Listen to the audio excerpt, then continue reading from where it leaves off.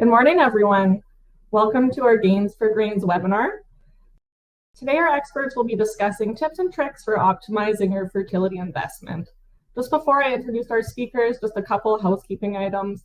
This webinar will be recorded. A copy of the recording will be sent to everyone who's attended. Please ask lots of questions, put them in the chat at the bottom. We will have a Q&A session at the end of the presentation. If you would like for our team to follow up to discuss fertility plans, fill out that Microsoft form in the link above. I'm your host for the morning, Sarah McDonald, the grower support rep lead for Cargill based in High River, Alberta. I lead the GSR team, which supports open crop input and grain territories in Canada. I initially joined Cargill back in 2011 to 2016 in Blackie, Alberta, then later returned in 2021 in my current role. So it's my pleasure to now introduce our presenters today. First up is Matthew Rosgen. Matthew is the fertilizer merchandising leader for Cargill based in Winnipeg, Manitoba. He's responsible for leading Cargill's retail fertilizer business in Western Canada. Matthew joined Cargill in 2013 as the regional grain manager for Southern Saskatchewan. And in 2015, he and his family moved to Winnipeg to join Cargill's fertilizer team. He grew up on a grain farm in Drumheller, where his father continues to farm today. Next up is Lisa Eastley. Lisa is a market development agronomist out of our Oakner, Manitoba location. Lisa obtained her master's in science at the U of M and has been with Cargill for 16 years in various agronomy roles throughout Western Manitoba. And then finally, Katie Tainch. Katie is the market development agronomist for South Central Alberta, based out of Three Hills. She works closely with the location teams to develop and provide agronomic and crop production solutions for our farm customers. Katie joined Cargill at the end of August and has worked extensively as an agronomist in the central Alberta area. She grew up on a cattle and grain farm and continues to play a major role in the farm today. Now, with all that, here is Matthew for the fertilizer market update. Thanks, Sarah. So I just wanted to remind everybody, if you do have any questions that you want to ask, there is the link in the top right-hand corner to a Microsoft Forms that you can fill in if you want someone from our team to follow up. So just jump into my slides here. I'm going to go through a quick nitrogen update and a phosphate update. But before I get into any of it, I did want to just share this. This is just the Canadian exchange rate versus the US dollar and what it's done since the summer. So when we saw summer fill programs come out on fertilizer back in July, we had a 76-cent dollar versus the USD. Fast forward into October, and as the US dollar strengthened around the world, coincidentally, our Canadian dollar weakened down to 72 cents. And that has a major impact on fertilizer pricing because it is priced in US dollars around the world. And so that drop, that the strengthening of the US dollar contributed to about $30 to $35 a ton increase on urea and as much as $50 on phosphate. So just wanted to start off with that because there were times since that period where we saw some weaker prices around the world, but didn't necessarily see that in Canada, and that was that FX that was playing a part there. So urea, and the chart on the screen is New Orleans, and New Orleans, we watch New Orleans because it's essentially how North American fertilizer is priced. It's the main import location for fertilizer into North America, and generally gets priced New Orleans and then a basis over that to various different locations. So right at about the middle of the screen, there's that one dip. That is the summer reset. So we came out of the spring with higher pricing, and then we saw prices drop. Then we saw a steady increase as we moved into the fall. You can kind of see another little hiccup there, but essentially the increase up until October was driven by global prices strengthening. Through that period, India was attempting to purchase urea, and the way that India purchases urea is they send out a tender to the trade. Everyone comes back with offers to sell. They take the lowest price and then they counter until they reach the target volume that they're looking for. But what was happening through this period is they had tendered, failed to meet their targeted volume, and so had to retender. And anytime India comes to the market, they usually come for some fairly significant volume, 1 to 2 million tons, and it generally moves the market. So when they came up short and people did not accept their counter offers, that shot prices up further. For the first couple tenders of the fall season, China did not participate as well, and generally China is contributes quite a few tons of urea to India, and they were not there. Fast forward to the peak there in October, pricing wise, that's when India was able to secure enough volume to meet their demand, and the reason for that was China offered up 700,000 tons, well beyond what anybody expected China to participate on with. And then since then, there's been very little demand globally, and with India disappearing from the market, and we've just kind of seen prices slide up until just recently, where we've started to see some support at in around $300 NOLA. Since China sold so many tons to India, they have backed away from the market and have actually stopped exporting urea and phosphates altogether. And the reason for that is to protect their local domestic market, to ensure that fertilizer prices don't get too high for their local farmers in that country. So for the foreseeable future, China is not going to be a major exporter of phosphate or nitrogen, which is significant when you look at the overall supply globally. Fast forwarding to taking a look at what Canadian prices and versus the New Orleans chart is, you look over on the far right. Again, you can see the summer reset there where it dropped, and then significant increase right after that. The reason for that is we saw a lot of demand for urea during summer fill time. It was the first time in a number of years that we saw retail urea under $600, and farmer demand was strong. So retail demand was strong from suppliers, and that just caused prices to increase. And suppliers sold out, especially after ending the spring season incredibly empty, and they were just able to keep ratcheting prices up. You can see down in the NOLA chart where I said prices started to decrease, and we didn't see that same decrease in Canada. That was the foreign exchange that played a role there. So the spread versus, Western Canada versus New Orleans, this is like the basis when you think of a grain contract. Is how we determine whether or not, is the price that we're seeing in Western Canada fair. It did get to a point where it was quite a bit higher. We were over what the normal 3-year average is. We were close to about $150 US a short over the New Orleans.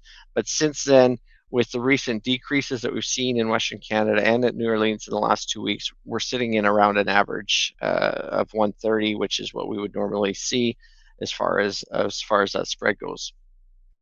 So we're priced fairly today, is what we would say. Taking another look at the affordability of urea versus new crop canola. We watch this ratio, and what this is it's how many bushels of new crop canola does it take to pay for 1 ton of urea in Western Canada. The new crop contract that we're using is the November 2024, and currently we are sitting below what the 3-year average is. So versus history, we would say that urea on canola is affordable when we look at that ratio. And similar story on spring wheat. Spring wheat, we use the December 2024 futures, and there again, we're below what that 3-year average is. So it takes less bushels of wheat and canola to pay for a ton of urea. So backing up, we ended the spring season incredibly low on inventory. I know we felt that in Western Canada. The U.S. as well ended with less nitrogen inventory than they ever have. That has to be replaced at some point. which leads us to believe that we will see stronger prices moving forward, but there's still some time on their side to position those tons ahead of spring. When we look at Western Canada, we did see a record number of imports come into Western Canada last year. So it's the lighter green bar, second from the right. We saw a record number of imports, but those imports were needed because, like I said, if supply felt very tight in the spring, and that was because we had lost a lot of production from the Western Canadian urea manufacturers due to planned and unplanned production outages. Estimates are we lost about 500,000 tons, which is about what we imported. We imported about 490,000 tons. Like I said, every single one of those tons was needed. When we look at year to date, so far this year, we have had strong imports of urea. Again, it's the lighter green bar on the right-hand side. Not quite to what we had seen at this point last year, but we are also experiencing some production issues this year. For those of you that have maybe purchased summer fill urea or it's been very difficult up until recently to get the tons that I know that we purchased to supply our farm customers. So supply is catching up as production gets back online, but it is something to watch. We have to make sure that we keep moving tons as fast as we can, or to keep up with production where we can. So just summarize on nitrogen. Prices have moved lower just since India got the tons that they needed, and the market is looking for that next demand. Chances are it's going to come from Brazil, North America, or Europe. Brazil buying has been delayed just due to some drier weather that they had, but recently they have started to get some rain, so we're starting to see a little more activity out of Brazil. Tire kicking on positioning some additional fertilizer, so that could eventually kick prices off. We have seen prices rebound a bit off of that 300 US per short ton NOLA, and so we feel that there's some support there. Like I said, the US system and North America as a whole has to refill ahead of the spring. And so those tons will have to start to get positioned soon, but there's still some time. So we do foresee prices firming ahead of spring. And when that starts to take place will be sometime between now and mid to late January. So moving on to phosphates. Phosphate, similar story to urea. You can see where on the far right-hand side, both in Canada and in the US, where we saw the summer reset.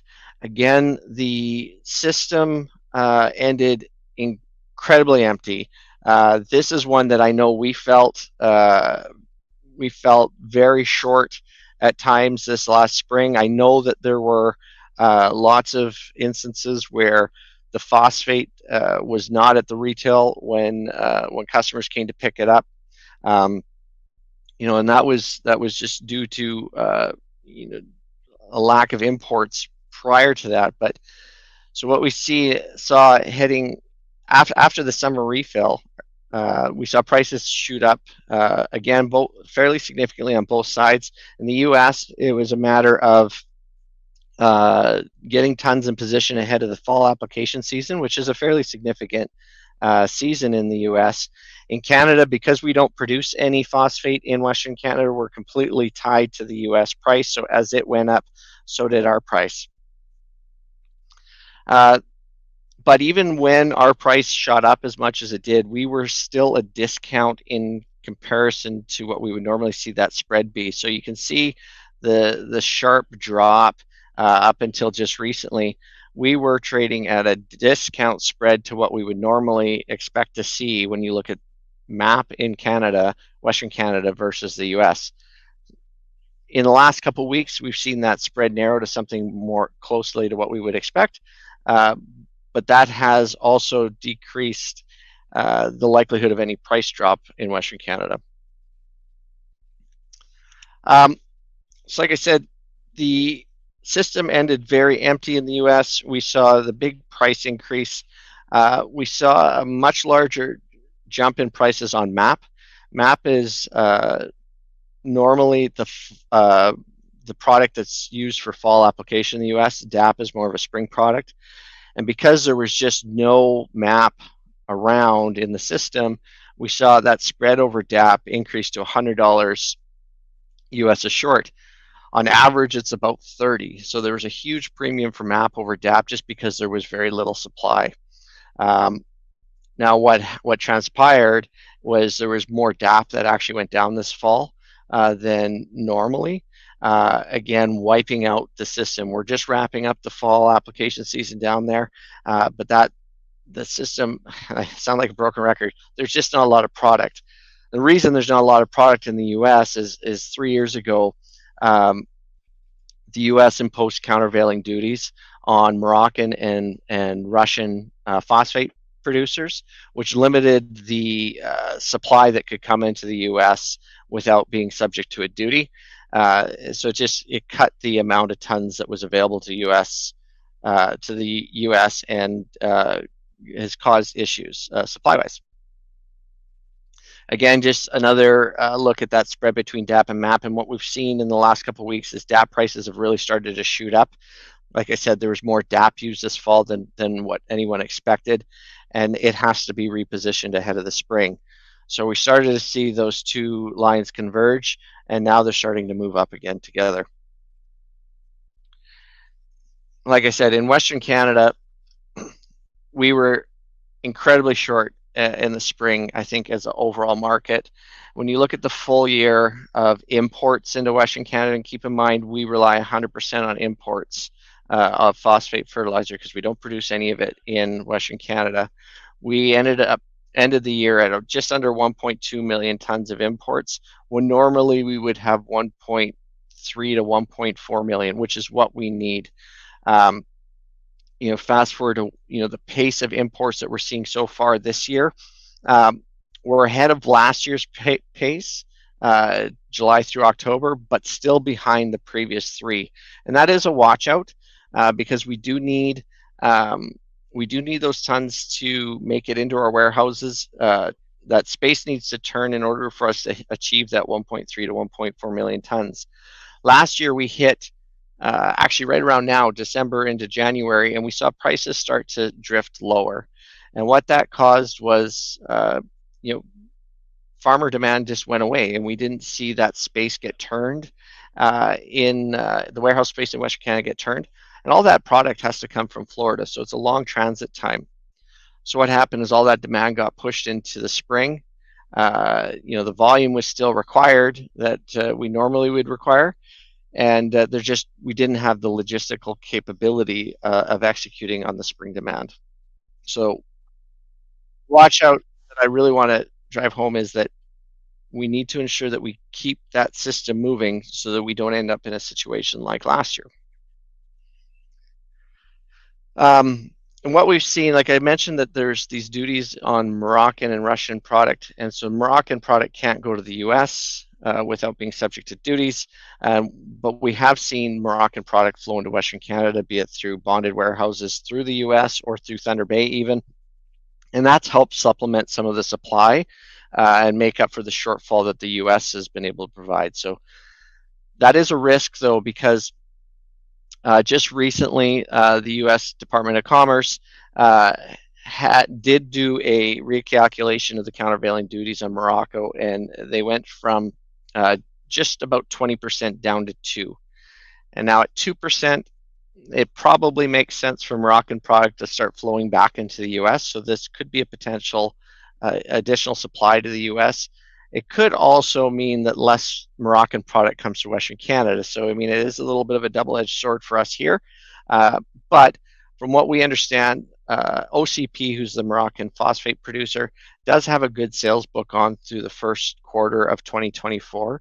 So any additional tons that potentially do come into Western Canada likely don't, or into the US, likely don't show up until late in the spring. And at that point, we don't feel like it'll have a whole lot of effect on pricing, but might have an effect on pricing going into the next fertilizer year, so sometime when we hit the summer reset next year.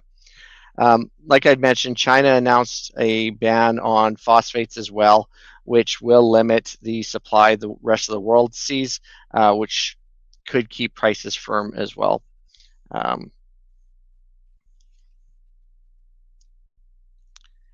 And I believe that is all for me. I will turn it back to Sarah. Thanks, Matthew. Great update as always. Lots to take away and to think about. Everyone, just keep those questions coming for Matthew in the chat. We'll get to them at the end. Next up, we have Lisa to kick off essential nutrients and how they affect you. Great. Good morning, everyone.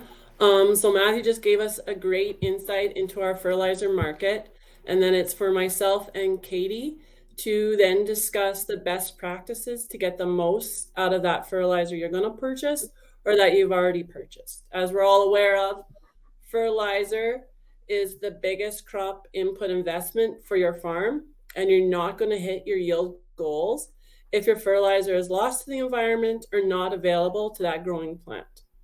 So how, as a Cargill market agronomist, do I help growers optimize their fertilizer use? Well, first off, we have to realize growing a crop in Western Canada is not black and white. It is an intertwined web that has many factors. Some we don't have control over, but there are some factors we do. The science of the soil hasn't changed, but the industry of farming continues to change. And it's navigating that change to achieve the highest in your fertilizer use. Then that's where I come in as the Cargill market agronomist to help navigate and fine-tune your fertilizer plants. So what do I see as one of the major changes right now? And for me, that's crop genetics.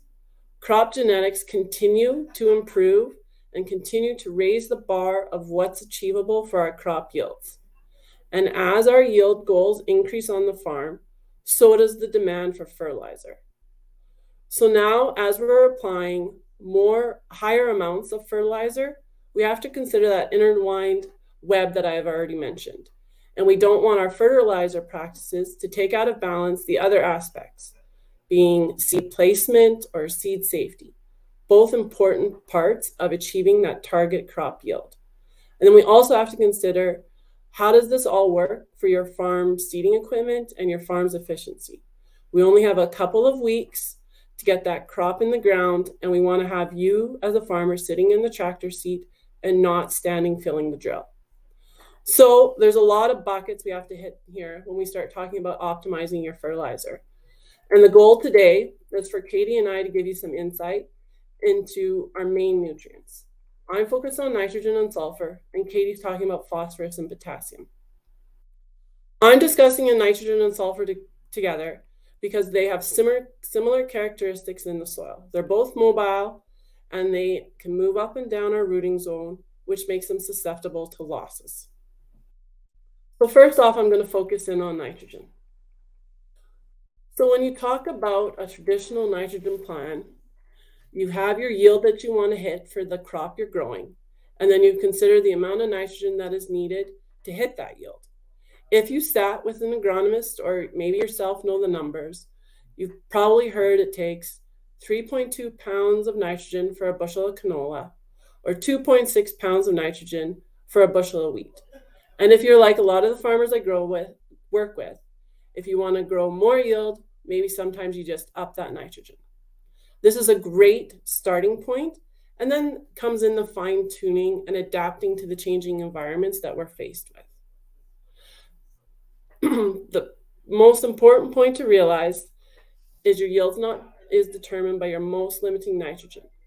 And then the second point, which is demonstrated by this graph here, is that there is a point that more nitrogen does cause yield loss.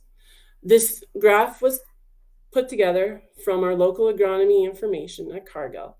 And what it shows is at one point, more nitrogen does cause yield loss. And this may be just to the fact of lodging of that wheat crop.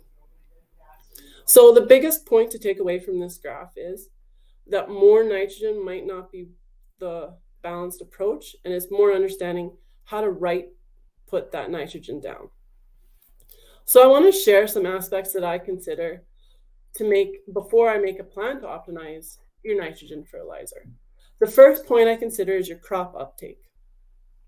And as you can see in this graph, a canola plant starts really taking up nitrogen at that 5-leaf stage and then continues to demand nitrogen through flowering and potting. So this, as an agronomist, considers me to look at how are we making that a nitrogen available throughout the entire growing season. We're putting fertilizer down in May or April and needing it to stay in the ground and available to that crop till the end of August into September. Second point I consider is our soil conditions and what we're dealing with. I deal with a variety of soil conditions from sandy soils to heavy clay. There's no blanket approach when you're considering very different types of soils, and you have to have different strategies because there is different risks of loss when you consider your types of soil. Third point to consider is your local environment. And this is a very large issue right now for many areas of Western Canada in terms of the lack of moisture. And you can develop a plan very dependent upon what is happening in your local area and your best interpretation as what your environment will give you for the growing season. And then the last point to realize is what can your equipment give you when you're giving a plan? What is your equipment capable of? I can rattle off all of this, but I want to give you a practical example. There was a farm that I developed a 4R plan with about 6 years ago.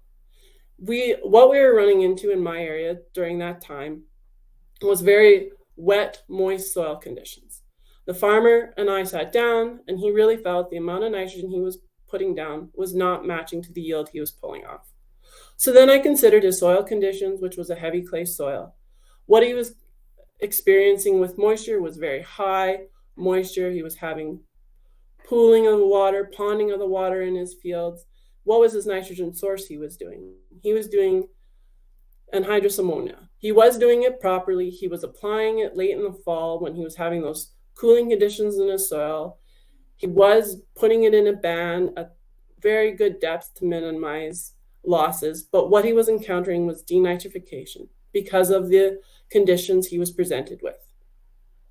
So through that meeting with him, we decided his best plan of attack was to change his nitrogen source, which was capable within his farming equipment. So we changed his nitrogen source from anhydrous ammonia to urea. And not only did we change his nitrogen source to urea, but we also did a blend 70% urea and 30% ESN. Now, ESN is a polymer coating on that urea prill, and it is a slow release. It provides slow release of your nitrogen fertilizer throughout the growing system, which was a great fit for this farm and this conditions he was faced with. And it provided a great benefit. We had significant yield gains across all his crops, as well as significant increases in his protein by switching from an anhydrous, which was having denitrification losses, into a urea ESN split. Now, this might not be a fit as we're getting into more drier cycles for your area. It still is a fit for this farm.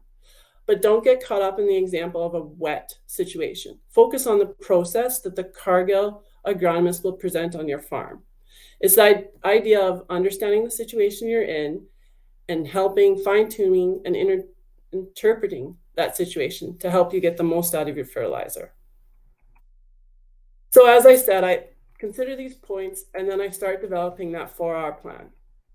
Now, a 4R plan can sometimes see a little hard structured. It is based on the soil science. And as I mentioned earlier, our soil science doesn't change, but we do have that intertwined web of growing a crop in changing environmental conditions. So it's taking those aspects that are occurring as a Cargill agronomist and then using them, fine-tuning them while we're sitting at your kitchen table and developing your 4R plan. So for a 4R plan, let's look at your right source. Do you understand the limitations of your current product you are using? Most nitrogen fertilizer products efficiencies are similar if placed and timed properly. If you've identified the area in your farming operation with the highest risk of loss, are you using the right product? Here, I want to give another example of working with a farmer on his 4R plan. As I mentioned earlier, the amount of fertilizer we're putting down to achieve those yields that are possible is getting higher and higher. For this one producer I was working with, the amount of fertilizer he had to put down, his drill couldn't do it. So we had to look at an alternative method or splitting his nitrogen application. And what worked for this farm was broadcasting urea before the drill got to the field. Now, this is a high-risk process because you're exposing that urea to a chemical process that can then lead to losses of nitrogen through volatilization. So how did I address that as an agronomist? We used Anvil, which is a chemical treatment that you put on your urea fertilizer that slows down the process.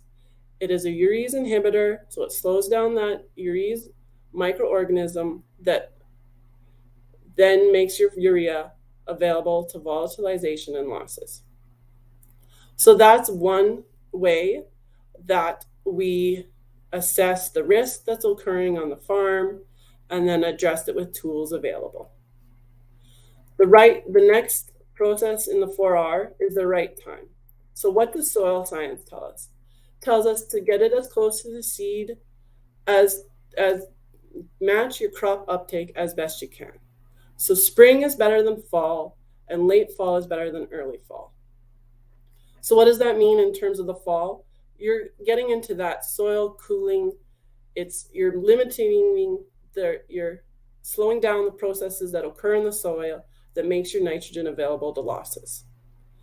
Another piece that I consider when I look at the right time, if I was your agronomist and sitting with you, I would ask you a couple of questions.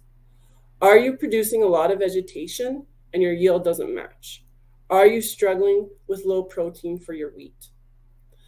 So, as I mentioned earlier, why am I asking these questions? Well, I want to see if your nitrogen fertilizer is matching what your crop uptake or your crop needs are.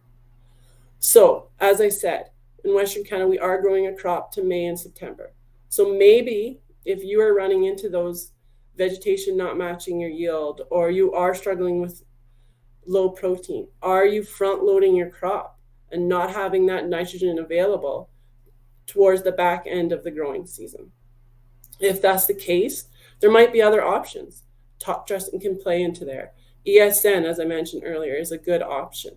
Those are all pieces to consider and have a discussion with your local Cargill agronomist. The next piece around the 4R is the right place. Again, let's go back to soil science. Soil science tells us as close to the seed as possible and in a band to minimize your urea for your nitrogen fertilizer to losses. Now we understand there is a changing environment. We are getting higher amounts of fertilizer needing to put down. So you might have to look at supplemental needs to meet your crop requirements, because you also got to consider that intertwined web. You don't want to sacrifice your seed placement. You don't want to sacrifice your seed safety because you're putting large amounts of fertilizer by the seed. The next part to consider in a 4R plan is your right rate. This goes back to more is not better.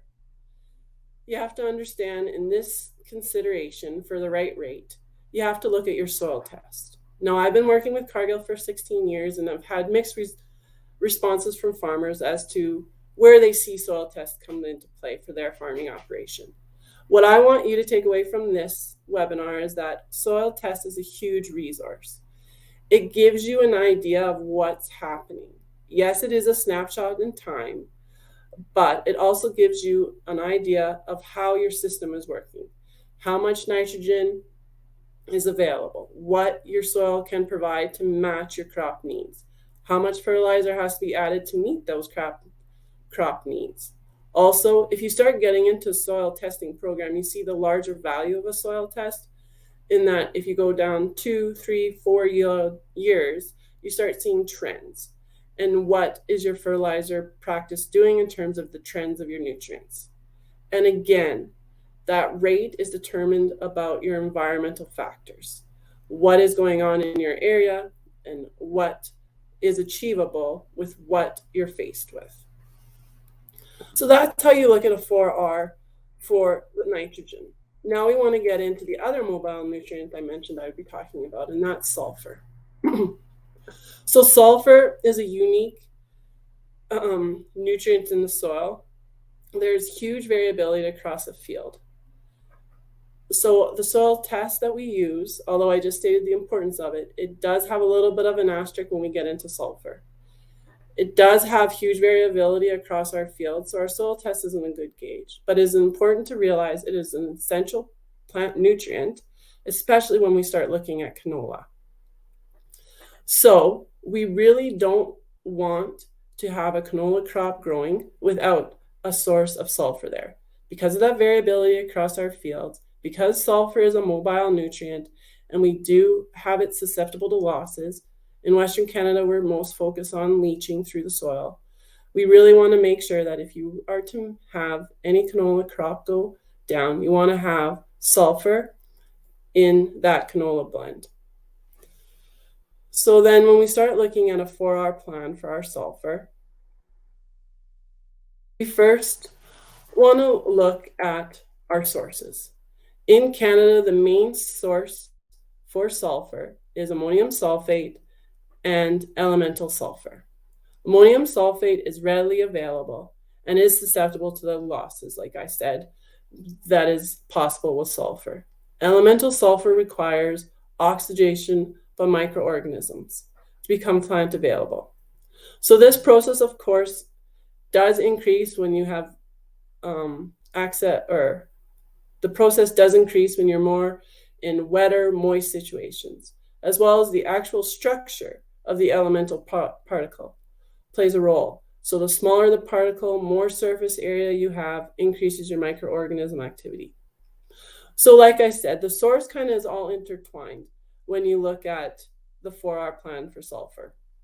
If you start looking at the right time, and you look at this graph that's on this slide, you can see that the sulfur uptake really dramatically increases at the 7 weeks emergence of your canola plant.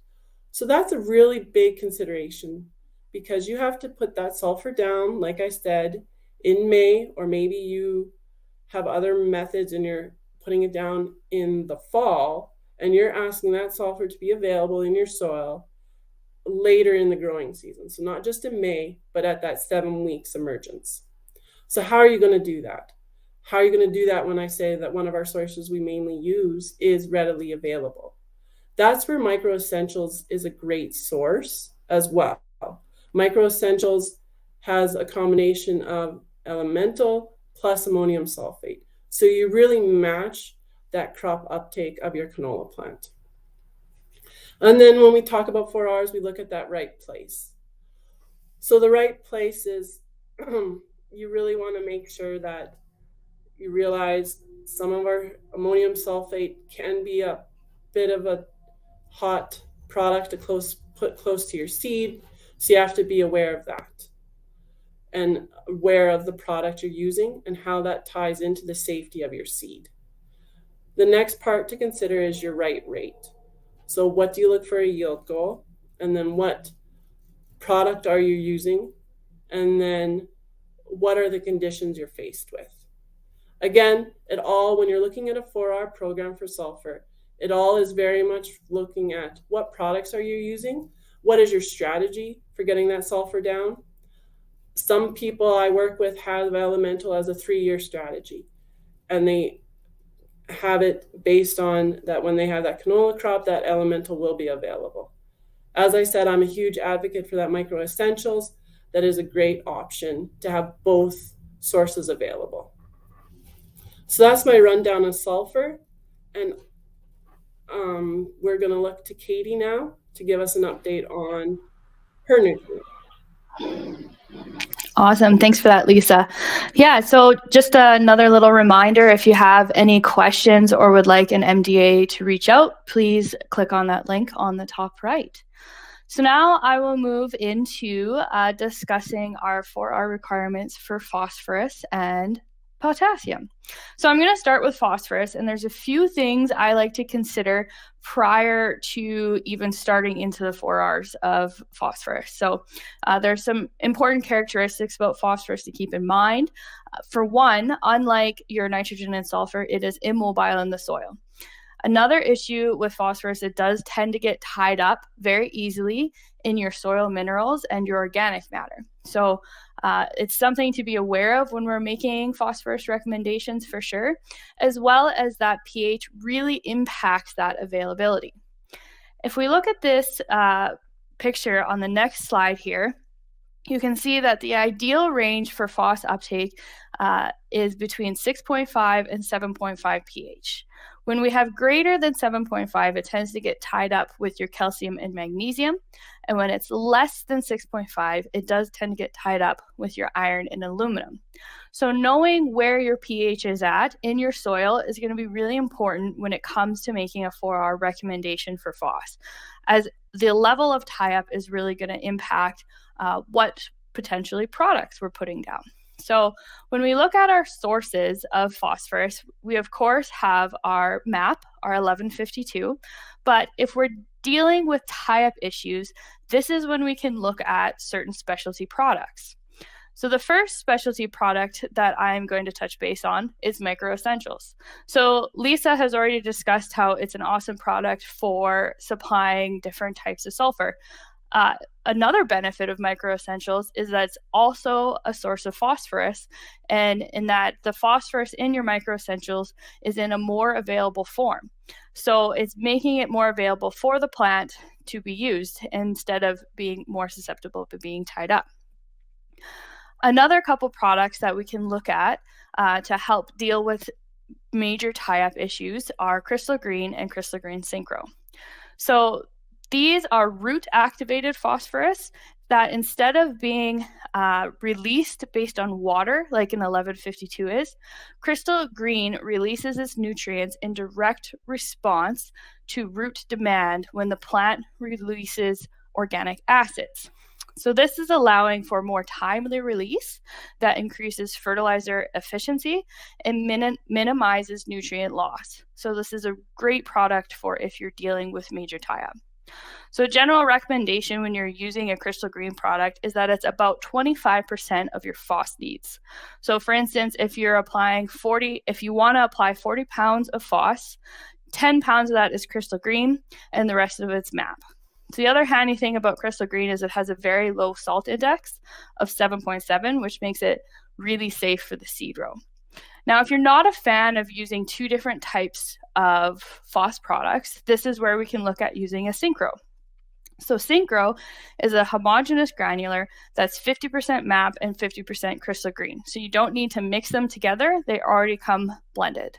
So these are some great products that you can use if you're dealing with some phos tie-ups. So the next thing I like to look at is our timing of when we want to apply phos.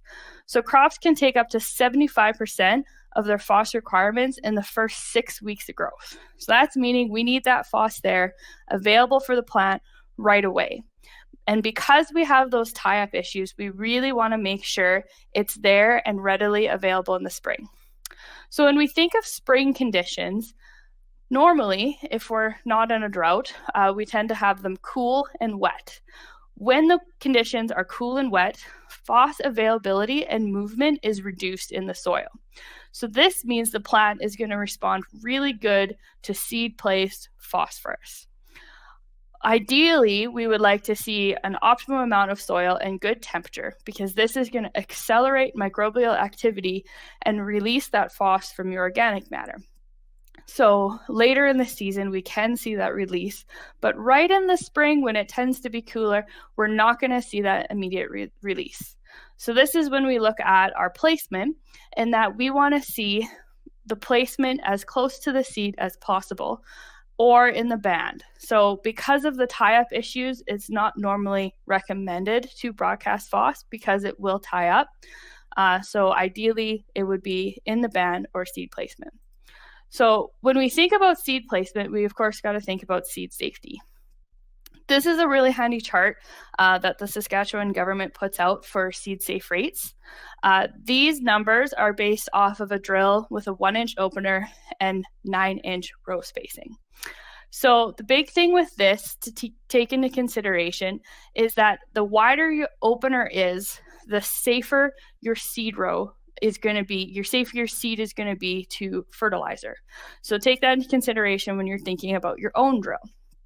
When we're looking at this, an example that I like to use here is, for instance, in this case, it's saying canola can safely put 25 pounds of actual phos in the seed row. So when we're looking at that, that may not necessarily be enough phos for your canola crop depending on your yield goal. So this is when we start looking at split applications, putting some in the seed row and some in the band. We can also look at some growers do a portion of their blend. So they'll take their overall blend, reduce it to a very small rate, and put it in the seed row.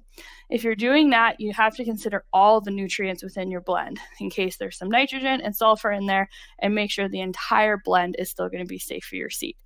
But these are all things to be aware of when we're talking about placement. And finally, this takes us to considering our right rate of phosphorus. So of course, we're going to consider our uptake and removal rates. This really comes dependent on your yield goal. General rule of thumb that I like to tell my growers is when we're thinking of yield goals, take a 5-year average, 5 or 10-year average. Ideally, of course, we want those amazing bumper crops, but we also want to be realistic in our recommendations. And it also comes down to the philosophy of if we want to build our phosphorus levels or maintain where you're at. Now, phosphorus can be a little tricky to build depending on your soils because of the tie-up issues. So this is where manure applications can be really beneficial. So lots of animal manure is really high in phosphorus. So if you have historically been adding manure to your fields, you will generally see that phosphorus increase over time. It is important to be aware, though, that too much phos can be just as bad as not enough, because like not enough, it's all about having the balanced approach. And by having that balanced approach, it means nothing's competing with each other so that everything can be uptaken. So applying too much manure can add too much phos and cause just as much problems. So making sure we have those correct manure applications to help build the soil is really beneficial as well. So this finally takes us over to potassium considerations. Like phos, it's immobile in the soil. It's slightly different, though, in that it is held in the soil by clay particles and organic matter. So if you have a soil that's naturally high in clay and organic matter, usually your potassium levels are really good. Even if not, the parent material across Western Canada naturally has potassium in it, and that potassium can slowly get released to replenish the potassium in the soil. Even though that's the case, over the past 3 years, Cargill has taken samples from across Western Canada, and we have seen different deficiency levels. This can be seen on the next slide in that the majority of the fields that we have seen are coming across with some sort of deficiency levels. So this is a trend we're seeing consistently going on, and sometimes it has to do with most of the potassium that we have that is in the plant is within the straw. So if that straw gets put back into the field, we're seeing that being replenished, versus if we're seeing the straw getting taken off, that potassium is getting taken away, and we're relying more on the parent material if we're not adding potassium back in. And this can slowly lead to deficiencies over time. So this takes us to our considerations when we look at potassium. The main source of potassium on Western Canada is potash 0060. So when we're looking at timing of placing potassium, it can be done in the spring or the fall. So when it comes to the fall, that's an idea of we can broadcast our potassium on to build it up if we're seeing severe deficiency levels. Handy thing about being able to broadcast it is, like we said at the beginning, potassium is immobile. So we can see that we can broadcast it on and it won't go anywhere. And it doesn't face those same tie-up issues as phosphorus does. So it's making it a little bit easier to broadcast on. You can also consider potassium for your seed row or your band. Now, if we look at this chart again that we saw earlier, we can see that this is the same chart that we used for phosphorus recommendations. And potassium follows the same guidelines, although with potassium, it's the combination of both.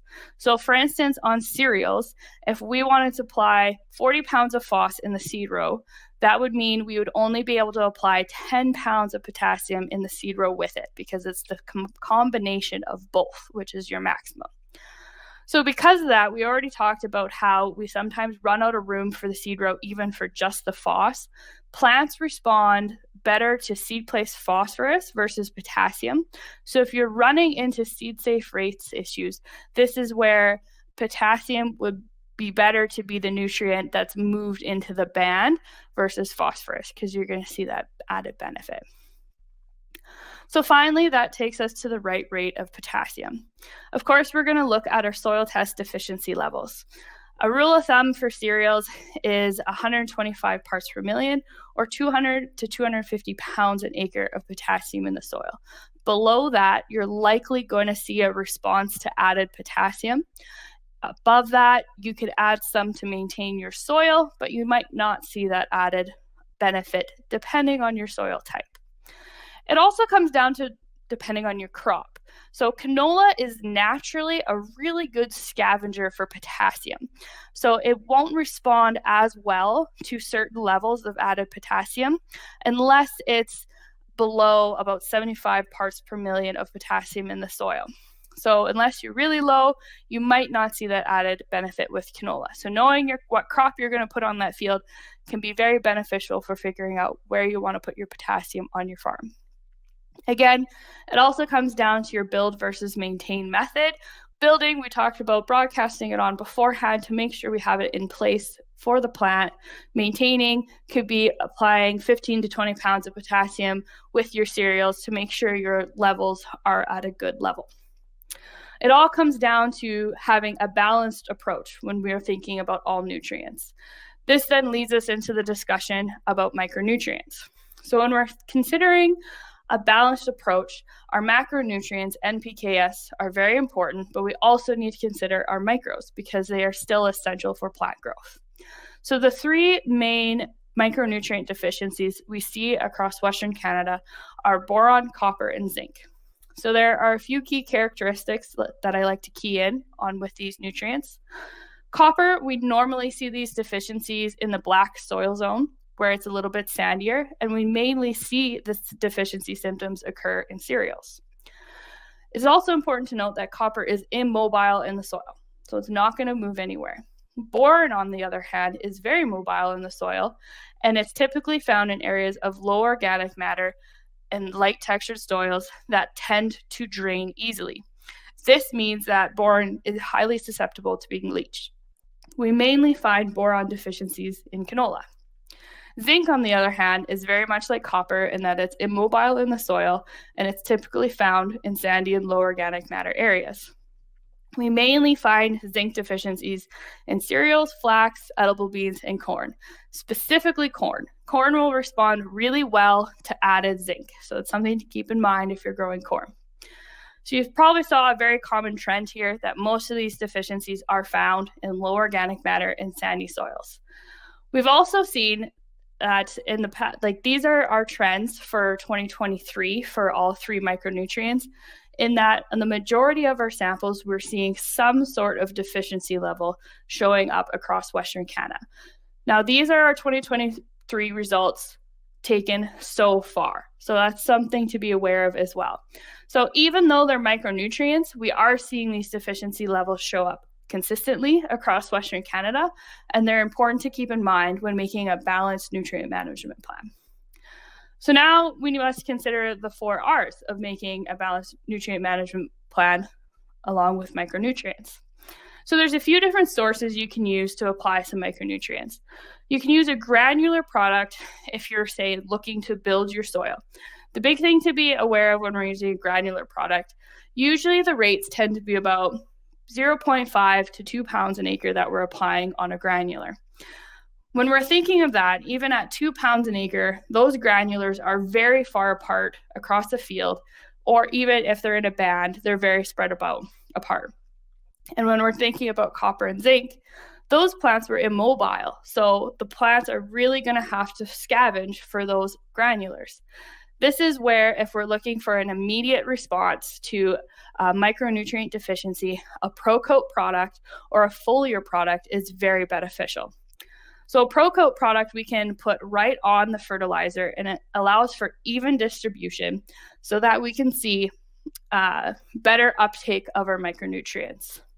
If you're looking more for a foliar application, the timing really comes into play. So we want to apply these micronutrients before we're seeing that deficiency symptom show up, because once that deficiency symptom is already visible, usually we're already seeing yield loss. So we want to get ahead of it.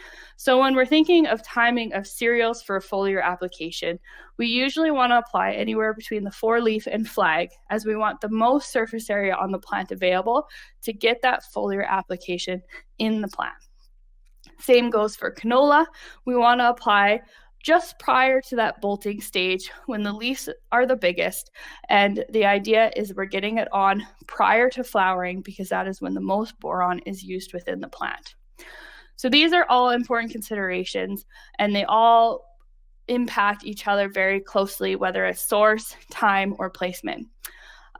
When it comes to picking a rate for a micronutrient, it really depends on the type of deficiency level you're seeing, as well as your crop. Like we said at the beginning, certain crops respond better to certain micronutrients. So for instance, I'd be looking to place copper with my cereals, boron with my canola, because I know we're going to see the best response to those micronutrients on those crops. It's also going to depend on your soil type.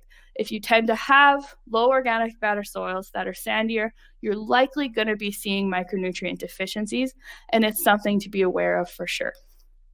So now I'm going to pass it back to Lisa to discuss considerations for making a wheat recommendation.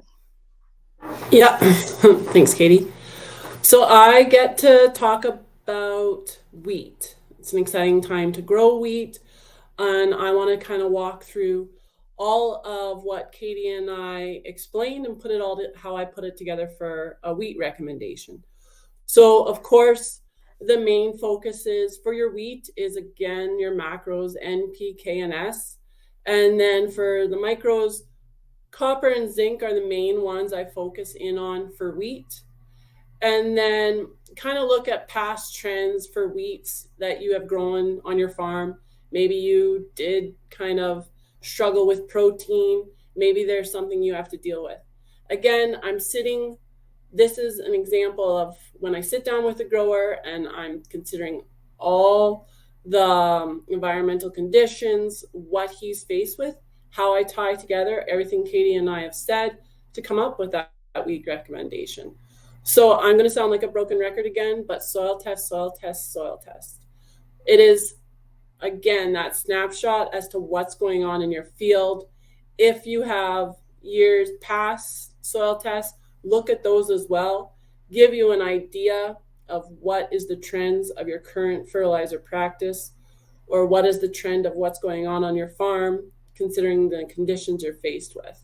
I have a great example here where with one of the producers I look at, he has 7 years of soil testing. We looked at his copper levels and they were trending lower. Were they at a deficiency level yet? No, but we were able to catch it, deal with it before, like what Katie said, there was a deficiency in the field, which equals yield loss. So that's where you have to look at what's going on in your soil. And then the other factor I consider is what's going on in that individual farm. So like I said, there's varying conditions across the environment and across Western Canada in terms of our environment.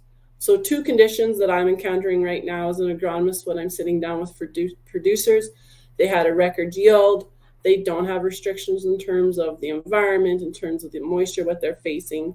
So in that situation, we're looking at yield goals that, like I said, I've been with Cargill for 16 years, that when I first worked with that grower, we were at 50 bushels to the acre. Now we're looking at yield goals at 80 bushels to the acre. So the amount of fertilizer required to hit those yield goals has definitely increased. Also, we are looking at ways that we're not just front loading that crop. So we're looking at the tools that are available to us. we're looking at ESN. We're looking at maybe we have to split some fertilizer applications because their equipment can't handle putting down that much nutrients. So we are considering all those factors, looking at what their farm is capable of, looking at the efficiencies, getting the best fit. And like I said, I have seen a lot of success, and I really like the aspect of ESN to help match that crop uptake with wheat later on in the season. So we've really looked at a 70-30, 60-40 split for your nitrogen total. As I said, that's one situation I'm facing. The other situation I'm facing when I'm sitting down with growers, they have restrictions, and it's not the amount, what nutrient is restricted, it's that moisture. We have gone into drier years. Some guys are not sure if they're going to have moisture throughout the growing season.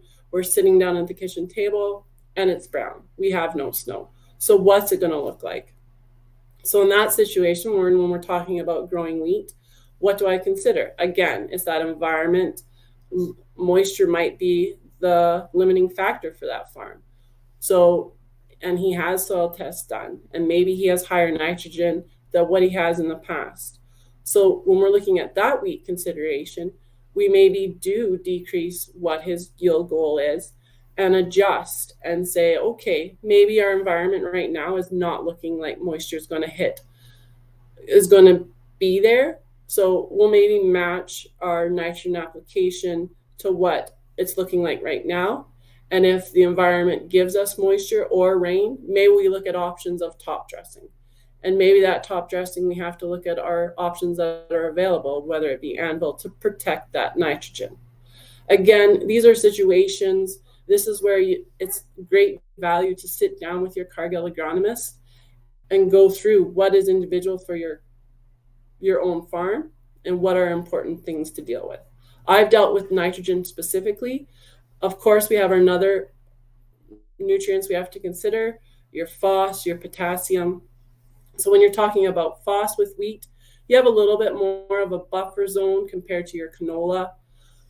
And by that, I mean you can put higher amounts of phosphate down with a cereal compared to a canola. So maybe if you're struggling with your phos levels in your soil, you maybe bump it up with a little bit when you're looking at your wheat compared to your canola.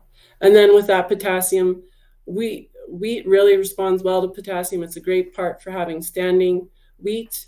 Potassium plays a role in that.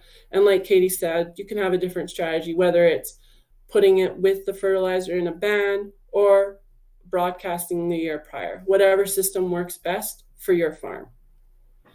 This is my considerations when I look at wheat, and I'll pass it on to Katie for talking about canola. Awesome. Thanks, Lisa. So here are a few considerations when I look at canola. As we've discussed through this whole entire presentation, balance is key. So we can't overdo certain nutrients and underdo others. This becomes really important with canola. So canola has a really large sulfur requirement, and there's a really close tie to nitrogen and sulfur within the soil. In this, if you're sulfur deficient and you apply a lot of nitrogen, you're going to make that sulfur deficiency worse. So this is where having that balance is really key. Also, when we think of adding too much nitrogen to sulfur, this can lead to many downfalls of a lodged canola crop, extending crop maturity. It can lead to decreased oil content. So they're all things to be aware of when we're making these requirements. So as Lisa said, adding more nitrogen is not always the answer. Having that balanced approach is best. So like I said, in the phos requirements, canola responds really well to seed place phosphorus. So either having it in your seed or split between your seed and your band can be very beneficial for canola. Potassium is naturally a really good scavenger for potassium. So it's looking at your soil test and knowing where your potassium levels are in your soil to see if you're going to see that response. And like I said, sulfur is very important for canola. Lisa had mentioned that sulfur tends to be very variable on a field. And because sulfur is so important for canola, the typical recommendation is usually 10 to 20 pounds of actual sulfur being added to the canola recommendation, no matter what the soil test says. to make up for that variability.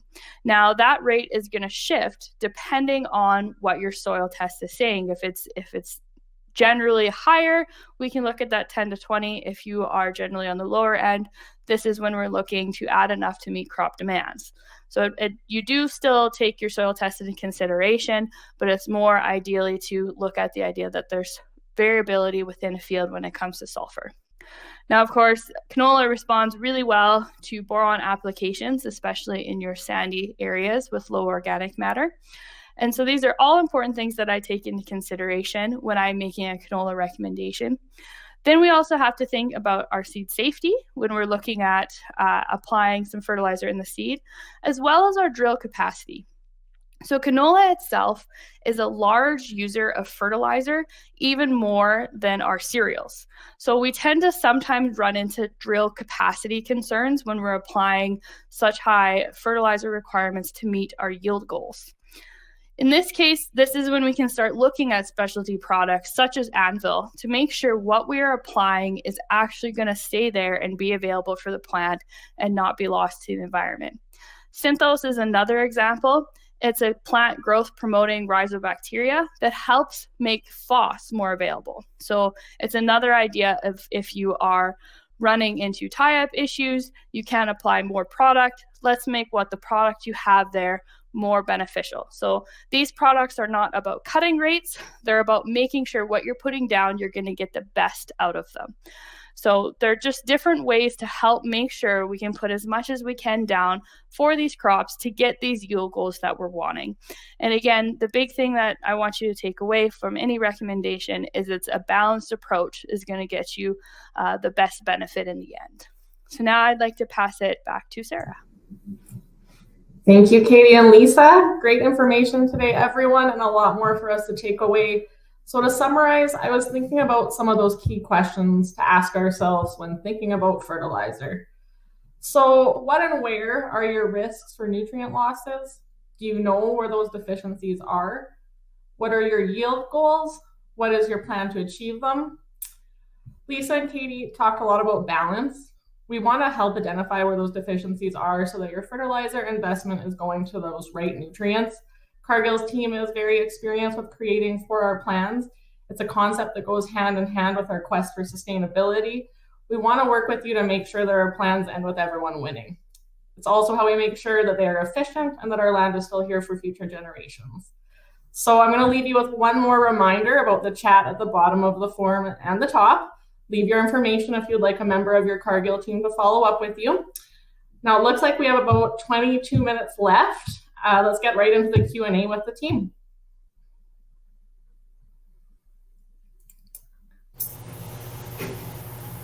All right, so it looks like the first few here are for Matthew, so that's perfect. The first one is, how many dollars a ton is the carbon tax affecting the price of fertilizer between extra manufacturing and the freight costs? Yeah, it's really hard to determine because, when you look at the open market, there's different jurisdictions around the world that may or may not have a carbon tax. So, it may or may not get played into the equation as far as the price. Do know for a fact that the carbon tax would increase the costs for local production. So the cost of production would be higher for them. Whether or not they can recoup that and pass that along would be hard to say. I'd probably lean towards it's not, considering they're generally competing against U.S. product at all times. When you look at transportation, we definitely have seen the cost of trucking increase in the last couple of years. How much of that's attributed to the carbon tax versus supply issues. I know there are less trucks on the road currently, which has also contributed to an increased rates that we're seeing. So I guess long story short, it's hard to say exactly how much the carbon tax has affected our pricing. All right, thank you. The next question for you, Matthew, is, with the fluctuations in the market, why should I be buying now when we saw the price drop in the spring last year? It's a good question, and we're asking ourselves the same thing. And when we position fertilizer for our retail business, when is the right time to purchase? Last year, had you waited until March or early April, you probably would have done well. Problem was is that shortly thereafter we saw a huge spike in demand. So as long as you're the first person to the retail to purchase before that wave of people comes, it's great. But normally, we don't see that Jan, Feb, March dip in pricing. That's not normal. Although when you look at the last 3 years, there has been some of that, and I think we're currently seeing that right now. But it's just predicting and knowing when that next jump up in price comes at you. You want to be just ahead of that. On the phosphates, last year it didn't matter what the price was when we got to spring. There were just retailers out there that just ran out because the logistics played into it and we couldn't get it here. All the phosphate that we purchase into Western Canada is either manufactured, actually, the majority of it's manufactured in Florida, North Carolina, or on the chart that I showed earlier, we've seen an increase in Moroccan product come. It's a long ways away from Western Canada from all those points. And so we need time and planning to make sure that we have the supply here that we require in the spring. So I would say you absolutely can wait if the market conditions are signaling to wait, but just know that logistics will come into play the closer to spring we get. Okay, I think you answered the next question a little bit. Maybe if you just want to add anything about where we purchase our MAP and where are the places that do manufacture it. Yeah, so like I said, the vast majority of the phosphate that comes into Western Canada is produced in the U.S. Either most of it comes from Florida, North Carolina, a little bit out of Idaho, and then we supplement Moroccan product in the last couple of years. Globally, Morocco, China, U.S. are huge manufacturers. Russia are huge manufacturers of phosphate. Great. I think that was it for you, Matthew, for the fertilizer question. So these next ones, Lisa and Katie, feel free to jump in on which ones you want to. The first one is is the crystal green product, phos, an orthophosphate? So I can speak a little bit more about crystal green. Crystal green it's a type of homogeneous granular where it combines your nitrogen, phosphorus, and your magnesium all together. It does have some magnesium in there as well. So it's not necessarily an orthophosphate. It's a homogeneous granular that has them all combined together. So this makes it really safe in the seed row for that reason. So. Great, and there's a couple more questions next about seed row safety. I think we could probably combine them. So one is how much MAP with canola seed in a 3/4 inch? And the other one is talking about micro-essential products. Are they safer in the seed row? Does that change the max level with the P205? For sure. I can touch base on this a little bit and then we can pass it to Lisa if she has more to add. So with the 3/4 inch opener, it's also going to depend on your row spacing too. If you have 10-inch row spacing or 12-inch row spacing, that's all going to affect your availability. There are calculations to figure out your seed bed utilization. So if you reach out to your MDA, they will be able to figure that out for you and let you know exactly how much phos can be safely applied in the seed row. As for MES 15, yes, it can be slightly safer in the seed row versus your 1152 if we're considering it on the phos side. Main reason for that is we're seeing it's less concentrated product. So overall, it is going to see less seed burn from an MES versus an 1152. Yeah, and I'd agree. The micro-essential products do increase your seed safety, and it goes to just that layering approach. You have all those nutrients in one prill, and it's all not that high concentration, and it's a layered release of nutrients, which adds to that safety. And the other aspect around seed safety, like Katie said, it's row spacing and your opener size, but also moisture comes into effect. So you have to consider if you don't have a lot of moisture, or if you do have a lot of moisture, what that seed amount you can put with your seed, what the fertilizer amount you can put with your seed. All right, thanks guys. Next is, how many years does a T90 sulfur or sulfur type product similar to that take to fully break down? So I can jump in on that. So the biggest thing is, I can't give you an exact number, but it's to remember that with oxidization of any elemental sulfur product, you are dependent upon your environment and your microorganisms.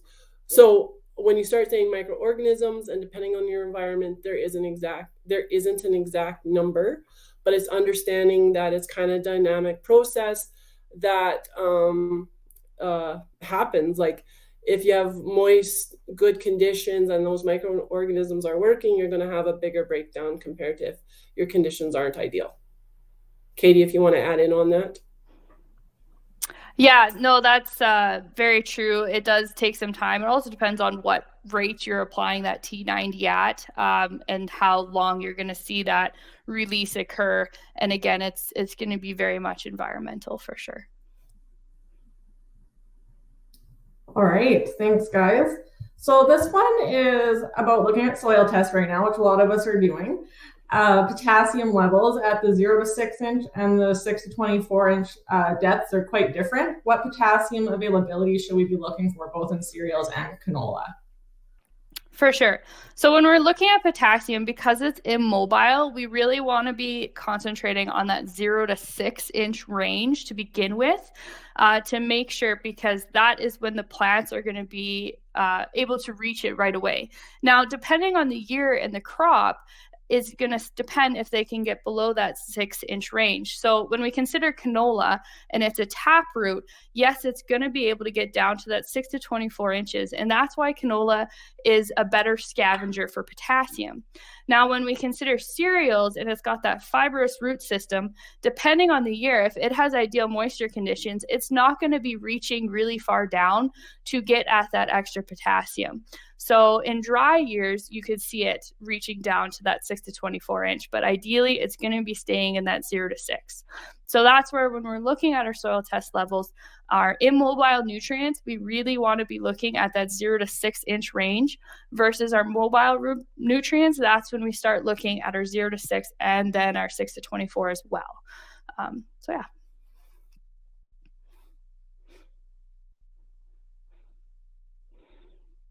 Copper and zinc products and tank mixing. Do you guys know some good products in your experience that mix well with in-crop herbicide apps? Yeah, it's an interesting one, as I'm sure you're aware. That's why it's getting asked that question. So it really does come down to what you're mixing with. There are definitely certain products that do not mix well with foliar fertilizers. So it's really coming with that game plan and making sure you know what you're applying. And if you know you're going to be applying a foliar micronutrient, having that herbicide plan in place is going to be really important. Ideally, it's nice to tank mix because then you're not worried about having an extra pass. But sometimes for timing wise and safety wise, that extra pass is sometimes nice. But Lisa, if you have specific products, you can touch on that as well.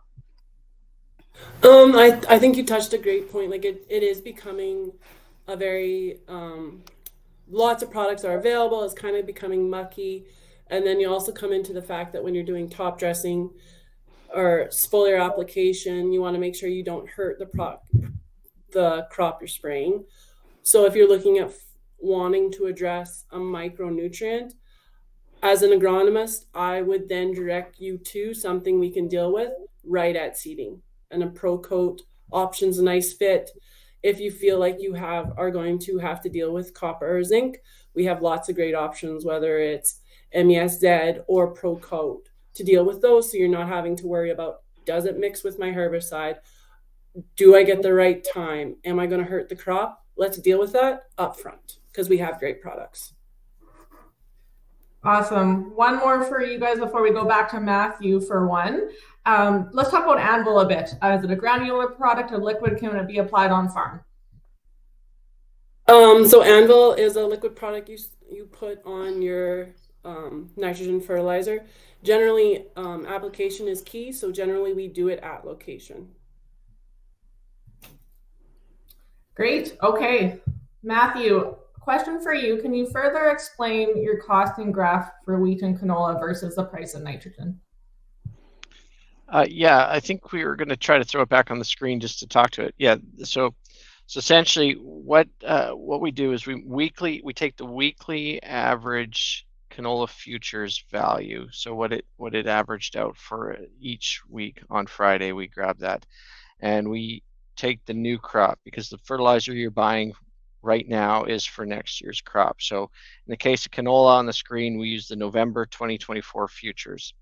We also then take the weekly urea price in Western Canada, so whatever the weekly average was. And so we take that snapshot every week and determine, how many bushels of canola does it take to equal 1 ton of urea, and we take a look at that ratio. We switch over the new crop futures that we use every July 1st, so when you look at the history of this chart, it's always looking at the new crop futures that the fertilizer would have been used for. Great, thank you. Okay, back to Lisa or Katie. What is a good blend ratio of ESN and urea for wheat? What would be the downside of using ESN in that blend? I can take this, as I spoke to it a lot. So we have been in my area up around Oakner, we have really been incorporating ESN into our nitrogen blends and have been having huge success. As to the downside, it could be you just don't have that ESN released at the proper timing for your crop. So how do I know that's the fact? So I'll give you a live example. I had a grower that had a blend, and it was a 60-40, 60% urea, 40% ESN. And last year he felt that he wasn't having the bushels come in the tank of the combine, but he was having the bushel weight at the end. So I was like, well, maybe that ESN isn't releasing early enough to meet the need to create that amounts of bushel. So we adjusted his blend, and now we're at a 70-30. So am I answering the question, what is the best blend? It's a juggling act to feel what's the best fit for your environment, but ESN is a great fit when you start looking at those cereals because it meets that back end. So work with your market development agronomist, find out the best fit. I've worked with blends that are 60-40. I've worked with blends that are 70-30. All seem to work really well. Katie, you want to add in there? I feel you answered that really good. I do agree having the combination of ESN with urea can be very beneficial. It does require moisture to release that ESN. So in dry conditions, that would be the only thing I would watch, is still to make sure you're putting down enough urea to meet that immediate release, and that ESN will be there for you later when it rains. So that's the only thing I would take into consideration in dry conditions. So. Okay, great. Have a time for a couple more questions here. What is the best bang for your buck? ProCoat Multi, or better off with ProCoat Boron for canola and ProCoat Copper for wheat? Yeah, I'll touch base on it, and then Lisa can give her thoughts as well. So I would say, first of all, it depends on what your soil tests are saying. ProCoat Multi is a great product if you are trying to build your soils. If you know your soils across your farm are consistently boron deficient, copper deficient, zinc deficient. If you're seeing those deficiencies continuously across your farm, it's a great product for building up your soils and really able to overall get everything looked at in 1 year. It also allows you, for say, if you are having one blend on your farm, it allows you to have that one blend and still get the benefit of all the products that you need in each place. Versus if you want to go with more of just a ProCoat Copper and a ProCoat Boron, that would be if you're really keying in on specific fields. Say only a part of your farm is copper deficient and it's a part that's way away from the rest of your farm, then you can really key in on those issues on those fields versus doing an overall making sure you're there. So best bang for your buck really comes down to your farm. Lisa? Yeah, no, I'm going to be that broken record and say soil tests will be the way to answer that question. If you have copper deficiency that you have to deal with, you have to go to the ProCoat copper. So yeah, it's soil test gives you an idea of which way to go and which is the best bang for your buck. Okay. Is there any merit to using elemental sulfur to make pH modifications in higher pH soils? Can banding elemental sulfur reduce pH in the FERT band and therefore make P2O5 more available? Oh, that's a big, there's a lot of moving points to answer that question. Moving pH of a soil is a huge undertaking when you consider the parent material of our soils. In Manitoba, we're very calcareous soils. So it takes a lot of application of elemental sulfur to make any changes in pH. And when you start getting to those numbers, it's not economical. In terms of changing the pH band, adding elemental, your banding of your fertilizer, it's already has a decrease in pH, so making your availability of your phos happen. And that doesn't matter what you have in that band, it's just that band of fertilizer. One of the reasons we want you to ban fertilizer. But again, there's a lot of moving parts. I'm just kind of touching the top of it. Katie, you want to add in around that?